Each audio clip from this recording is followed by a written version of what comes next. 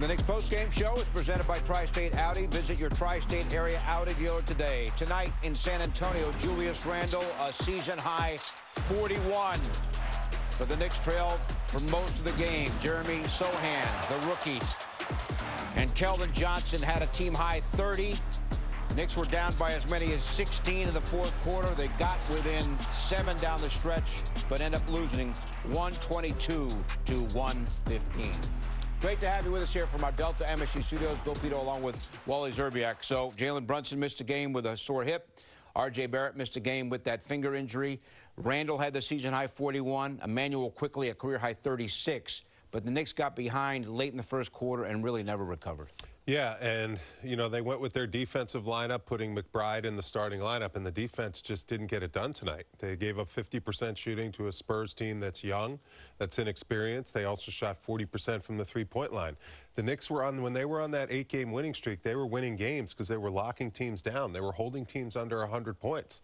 Their defense has not been where it needs to be. Heroic efforts by Emmanuel Quickly and by Julius Randle. I mean, those two guys completely, you know, left it all out there on the floor. After a big-time game 2 nights ago against Dallas that you gave away in the last 30 seconds, to come back tonight and play the way those two guys did, it was impressive. But it's just got to start with the defensive end of the floor. They have to get back to details. Mitchell Robinson struggled a little bit tonight after his best performance of the season, 20 and 16, and that's why you're going to lose games. If you don't play defense in this league, you're going to lose. All right, fourth quarter, the Knicks made a game of it. It seemed like they were able to get some energy late when they didn't have it for most of the game, and they just couldn't get over the hill. They got real close a couple of times with some runs, but they could never get really close. And the reason why is they couldn't get the stops that they needed. I knew they were going to make a push. This San Antonio team is inexperienced. They don't know how to close games out. I knew the Knicks were going to be able to score, and they were going to put the pressure on San Antonio. But they gave up a couple easy baskets that just really came up to haunt them. And they dug themselves a deep hole. I mean, going into the fourth quarter, they were down 13 points. They were down 16 points at one point. And Julius Randle and Emmanuel Quickly just put it into hero mode to try to get the Knicks back into this game. But that was just a huge shot. That Keldon Johnson shot extended the lead back up to 14 when the Knicks had cut it to 9 after that Randle 3. But then the Knicks don't go away. McBride hits that 3, cuts to 8. But then again, big bucket by Keldon Johnson. I mean, that bucket, when it was an 8-point game, extends it to 10. And then off the kick out here, Langford, who, you know, had a phenomenal outing tonight. He was all over the place, season highs and everything. You know, really played big-time basketball. And those are the kind of efforts that have really hurt the Knicks in games that they really needed. Guys that you didn't expect. You expect Keldon Johnson to get his average. You expect him to score. You know, obviously the Spurs team, you know, they weren't decimated with injuries. They didn't have Devin Vassell, their second leading scorer. We forget that. So someone had to step up. And Langford was the guy that stepped up, and he was big time tonight. All right, so the Knicks had won 8 in a row. Yep. They've now lost 5 in a row. Give tons of credit to Julius Randle. This is his 5th straight game with at least 29, and again, a season-high 41. He was fantastic again. He was fantastic. The effort is what's, I mean, the numbers are just eye-popping and outstanding, but just the effort that he plays with on a nightly basis. I mean, he was relentless going after every loose ball and every loose rebound. I mean, he did everything possible to try to keep this team in the game. And you just got to, as a team, you got to collectively get stops. I mean, that's how you win basketball games. We saw it. You know, we know how the Knicks can go on an 8-game win streak. Stop teams on the defensive end of the floor. We know they can score. Julius Randle has been on one of the best tears of his career in the last month. I mean, he's been phenomenal every single night. It seems like he's scoring 30 or around 30 or over 30 every single night. He's boarding, you know, at a high level on both ends of the floor. 18 rebounds the other night against Dallas. I mean, he was just absolutely phenomenal and did everything he possibly could.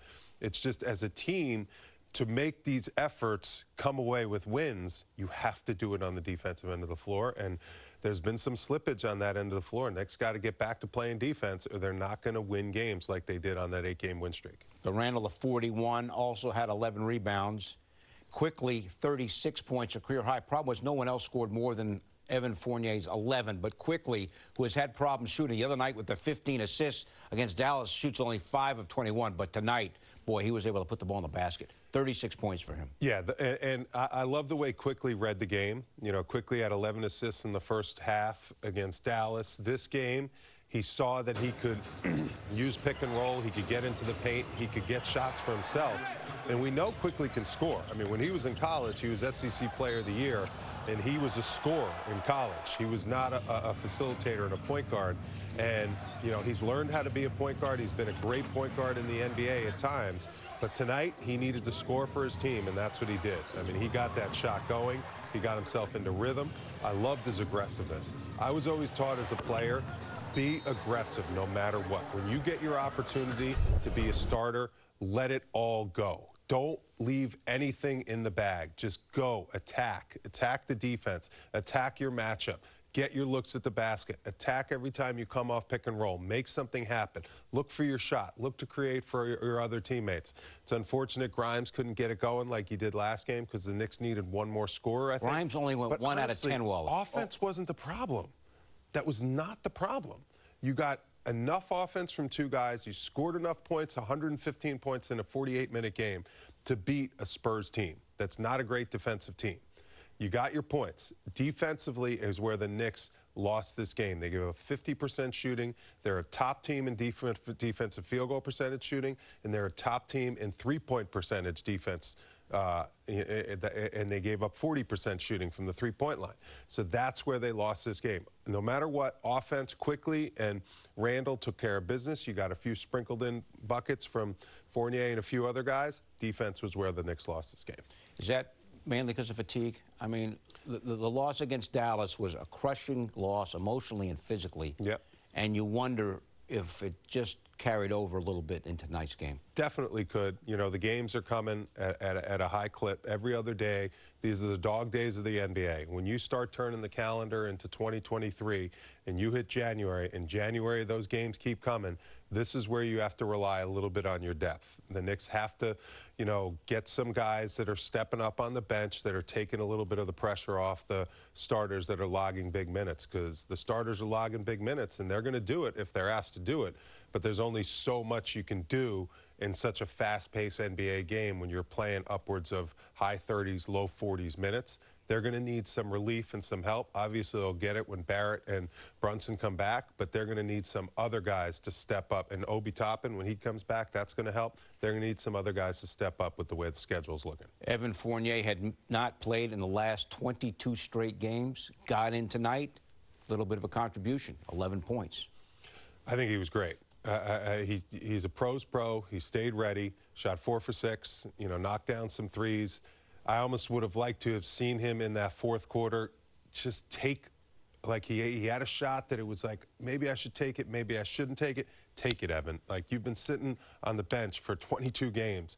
Let it fly. Like, I mean, maybe it's not the greatest shot if you would have missed it, but you are one of the best shooters in the NBA. Let those shots go.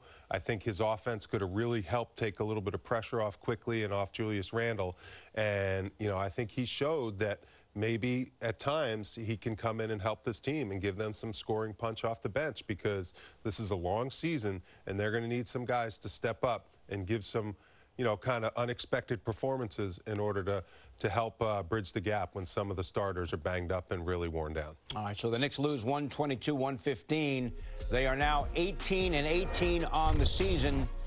5 losses in a row for Tom Thibodeau's bunch. We'll get the Knicks post-game reaction from the coach coming up. The Knicks post-game show is presented by Audi. Visit your tri-state area Audi dealer today.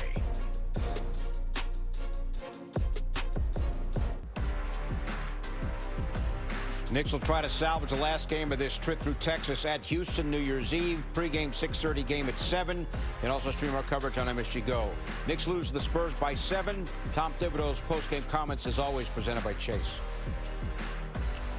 Coach, team gave up 62 points in the paint, well above what you guys have been holding opponents to. Is that the biggest problem defensively? Yeah, I think you hit it on the head. The ball was in the paint the whole night. He in 38 points first quarter. So, They shot a high percentage. They out-rebounded us. And then it was too little, too late at the end. So, we got to figure it out. How hard is it to find, an offensive rhythm when you take out 2 of your top 3 scorers? Well, that's part of it. Like but you still, we scored 115 points. That's enough. And, we talk about what goes into winning in the defensive part, defense, rebounding, and low turnovers. That puts you in position to win. And so everyone's capable of playing defense. Everyone's capable of rebounding. Everyone's capable of taking care of the ball, right? So, when you're down players, your margin of error is smaller, but the intensity, if we do those other things, if we do those things as a team, we can beat anyone. So we have to understand how important that is, particularly when you're shorthanded. Some of that was missing, the attention to detail or effort? And again, I want to look at the film before I comment further on it, but you can't win if, I want to give them credit. They played really hard and they played well, but I didn't think that we had the necessary, our defense has to be tied together, right? And the ball was getting into the paint too easily, so we got to fix that. First game action for Evan in 6.5 weeks. We obviously don't see everything that goes on behind the scenes, but we do see him warming up. He's dripping wet. Is it just his professionalism that he's ready to play? It's a credit to him. He's a true pro, and it's not easy. And I understand it's not easy for Derek either. And so, but that's what being a professional is, and that's what the expectation is. You got career high assists the other night, and 34 tonight, 36 career high points, and he's played 90-something minutes last game. What you've seen from him? Yeah, and again, I don't get wrapped up in the individual. I look at what the team does, and that's the important. How do you impact the team? And so we didn't play well, and the numbers when you don't win don't mean anything to me. Worth pointing out quickly, 1 turnover in this game, 1 turnover against Dallas. So 2 turnovers. He played 51 minutes against Dallas, and tonight played 43. So he's doing a great job taking care of the ball. I want to get back to what Tom Thibodeau was talking at the beginning of his comments, totally echoing what you said in our first segment about the defense. Points in the paint, San Antonio 62, the Knicks 42. How do you explain that?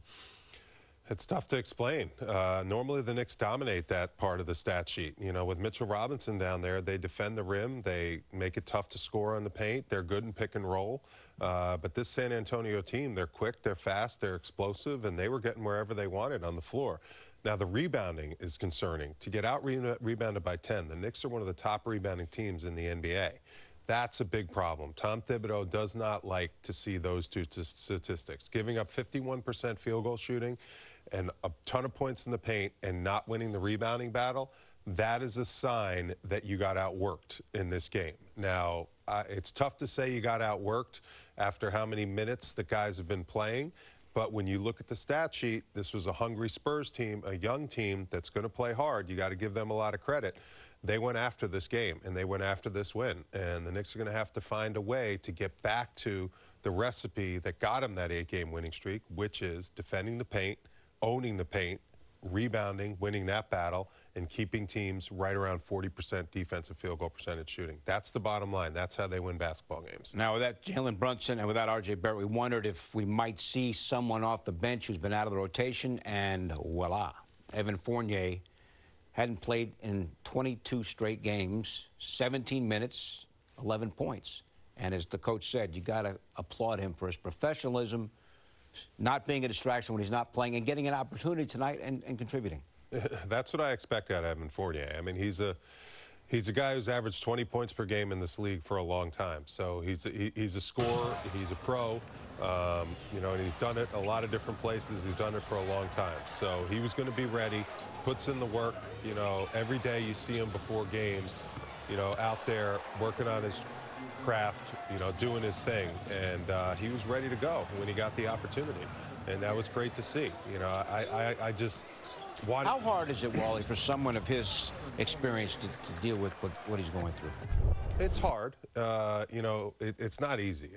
Believe me, you want to be out there on the court getting your exercise. You know, first of all, you want to be competing, you know, in order to run up and down the floor, getting your workouts in. It's tough to be, you know, staying in game shape when the crowd's not cheering, when your adrenaline's not flowing, and you got to do it somehow, some way. But he's been doing a great job. A lot of the credit also goes to the assistant coaches and the player development coaches. They do a good job of pushing players to keep them ready when their number is called, so they deserve a lot of credit. But it's also Evan Fournier putting in the work every single day to stay ready. It's not easy to do, but you show he's been doing it, and I would love to see more from him. I think he's capable of bringing more. I think when he gets his opportunity, he can continue to do what he did tonight and maybe even more, because we've seen in Knick uniform, he's carried the offensive times. He's had explosive games where he's helped the Knicks get wins single-handedly. Last year set the single-season Knicks record for most threes made. So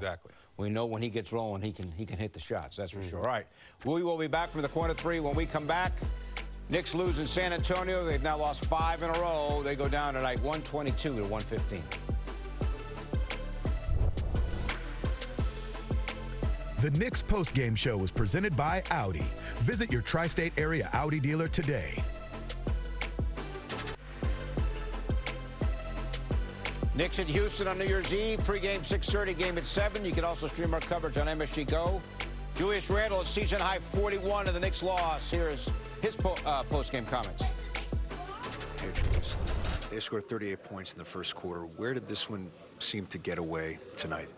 Yeah, they didn't feel us from the start, and they had confidence. And you know, it's tough to show the team, especially on their home court, down like that. So we got to find a way to get back, you know, to our defensive ways.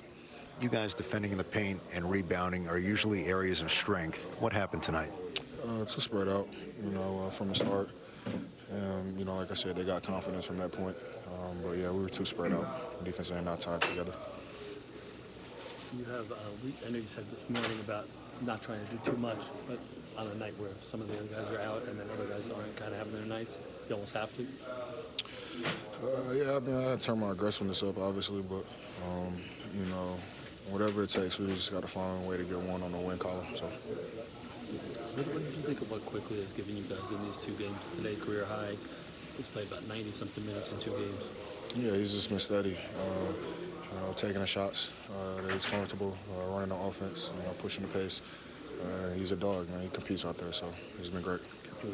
Evan hadn't played in like 6 weeks. Just what did he give you guys tonight? How did he give you guys? He was great, I thought. You know, he came in and played within himself. Obviously, it's tough to, you know, have a rhythm when you haven't played that long, but, you know, he competed, you know, made timely shots, so he was great. Talking about Fournier there, who went 4 of 6 from the floor. Back now from the corner three, presented by Michelob Ultra. A reminder to enjoy every bucket, and I think you can say Randall's enjoying his buckets. All right, geez, 14 out of 27 from the floor. Outstanding. I mean, he has just been a machine for the past month. I mean, he just compiles big efforts after big efforts. He comes out, he sets the tone in the first quarter of games where he just comes out and wins his matchup every single game. And I just love the way he galvanized the team in these last 2 games. You know, unfortunately, didn't show up with wins in the win column, but he did everything to try to show the leadership role and aspect of trying to, you know, get the team going without 2 of their top players. You know what's interesting? Without Brunson, he doesn't seem like he's forcing things like he did last year without Brunson. The last 2 games without Brunson, Randall hasn't been doing that. That's true. Well, also, you know, Quickly's done a great job of handling the ball. I mean, Emmanuel Quickly has had the ball, orchestrated the offense, run pick and roll, found Randall in his spots, and allowed Randall to go one-on-one. So, you know, the Knicks at the point guard position are solid. You know, last year they really were struggling at the point guard position. This year they have 3 point guards, and Derrick Rose, Quickly, and Brunson, who can really run the offense. All right, Evan Fournier getting some playing time tonight for the first time since the middle of November. We'll get his post-game reaction when we continue after this. Fournier had 11 tonight in the Knicks loss.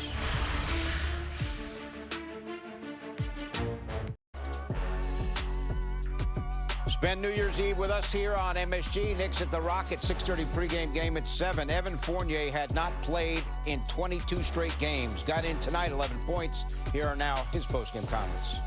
I would say that.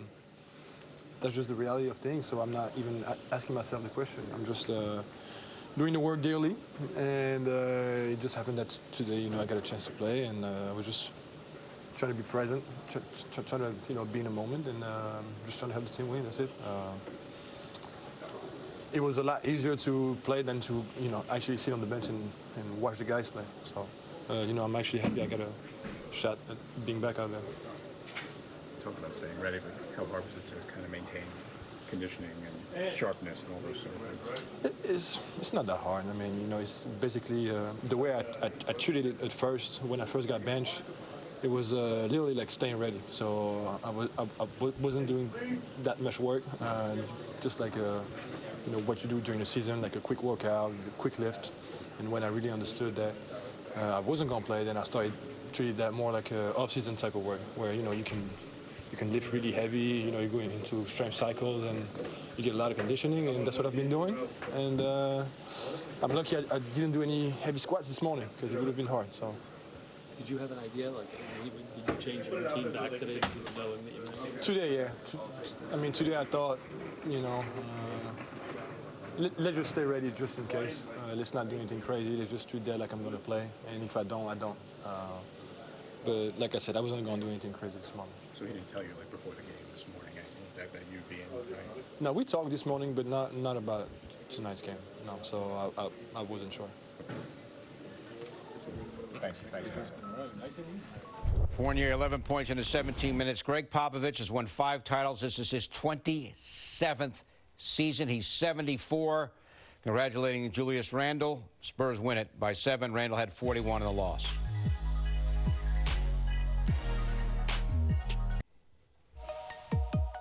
After the postgame in MSG Shorts, you'll see Monica McNutt's visit to the Radio City Rockettes and how she picked up some dancing tips. The legendary Rockettes are continuing their performance in the Christmas Spectacular at Radio City Music Hall through January the 2nd. Here now is a preview. I think you should be center. Oh, wow. Because we have our tallest in the center with our less tall ladies on the side. Where do you put the least talented? Oh, this is hilarious. Okay, let's go. I got this. Yeah. Which leg first? 1. Right. Left. Right. 1, 2, 3, 4, 5, 6, 7, 8. Do y'all have timeouts in y'all show? No. As far as we know, Monica did not pull a hammy. It's pretty good. Impressive. My grandmother was an original Rockette. Did you know that? Impressive. Really? Yeah. I have the original chorus line in my living room. It's a great show. Yeah. Can't wait to see it. All right. The Rockettes to the Rockets. Yes. On New Year's Eve. Segue there. You like that? I mean, it's all coming together here. Let's go. Look, Knicks, the Spurs are second from the bottom of the West. The Rockets are the bottom of the West. So an opportunity there against, they got a lot of young talent, but they not like they win a lot of games. They play fast. They're athletic. They're going to come at the Knicks, and the Knicks got to figure out a way to slow them down on the defensive end of the floor and stop this losing streak. Because after 8 in a row, it's rough to lose 5 in a row. Got to get a win, like Randall said, one way or another in the win column. All right, we know R.J. Barrett is going to be out. We do not know if Jalen Brunson is going to be able to play. He's missed the last couple of games with the sore hip, and you really see late in these games how much they miss him. That is for sure. Definitely. All right, we'll see you on New Year's Eve. Next Knicks game at Houston to take on the Rockets. Pregame 6:30, game at 7. You can also stream our coverage on MSG Go. Coming up next year on MSG, as we discussed, it's MSG Shorts. Tom Thibodeau's Knicks now 18-18. An 8-game winning streak has now turned into a 5-game losing streak, even though Julius Randle went for a season-high 41 tonight. The Spurs beat the Knicks 122-115. Thanks for watching, and we'll talk to you on New Year's Eve.